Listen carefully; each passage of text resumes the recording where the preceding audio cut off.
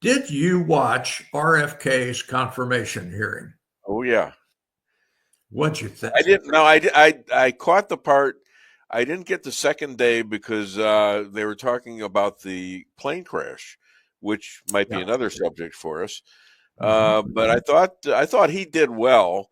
I think one of the doctors in there who was a Republican gave a little bit of a snipping, saying, "Well, you're never going to believe in anything," and I think the doctor is wrong. The doctor Yeah. is wrong. RFK is correct. I know what happened back in 2021.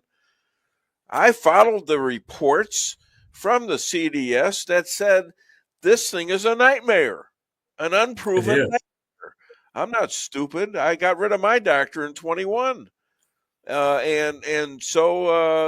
this is the line that RFK was talking about, and this guy was either inept.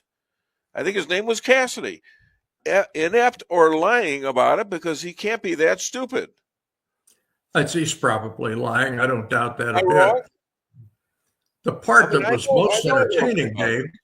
was the part of it where Elizabeth Warren was attempting to lambaste him and Yeah, abuse him, and frankly, she came off looking like a fool, which she is a fool. yeah. But it really pleased me greatly. It's not that RFK had a bunch of great comebacks for her. He didn't. I mean, he did okay. Uh, Well, did you see but what he said Elizabeth to Bernie? Warren, Did you see what he said to Bernie yesterday? oh, Bernie, Yeah, that but guy's a he said lunatic. I find it interesting that you're telling me that I should not sue the drug companies like Pfizer, and you, sir, have been giving them over millions of dollars.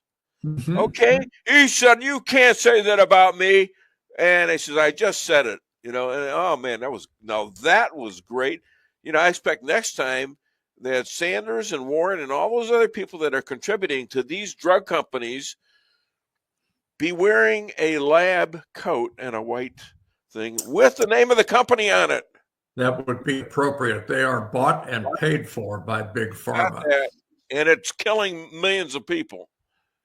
Well, it certainly hasn't done them a lot of good. I think the COVID vaccine historically is going to go down as one of the biggest mistakes ever made. Oh, I Uh, think I don't think it's such a mistake. It's a way of government controlling everybody. since Donald Trump took the White House and the Uh-huh. House and the Senate, the DNC has been in a shambles. They have been so uncoordinated. It's plain old chaos. And even James Carville, who, of course, is an outspoken, he's a nut job, but he's a very outspoken guy.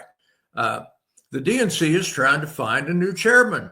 I know. And the guy that's mostly in the running right now is a guy called Ben Winkler. He's a white guy. The Oh my God. DNC is actually going to elect a white guy. Right. This How is dare not going to be black, homosexual, Hispanic, LBGTQRSTUEDI guy. No, he's a white guy. Have you and guys Winkler actually sounds seen the light, or are you just experiencing chaos? you know who did you listen to my monologue at all? Of course. Well, you know who I said they ought to put in there? Yeah, yeah. Other than Fetterman, I said they ought to make Donald Trump in charge of the Democratic Party to give them time to reorganize themselves. They are in a shambles. They don't They know are. what they stand for, and every time they question people like Cash Patel and Robert F. Kennedy and Tulsi Gabbard, they Yeah. are losing popularity every single day, and they don't Yes, get they it. are. They don't get it. It's so interesting to me. What makes it so entertaining is that every time one of these Democrat losers interviews one of these folks and then starts yelling and screaming and talking over them, they come off looking worse and worse and worse, like some third-rate operation, which in fact is what they are. Um, so good. And this is televised to the world.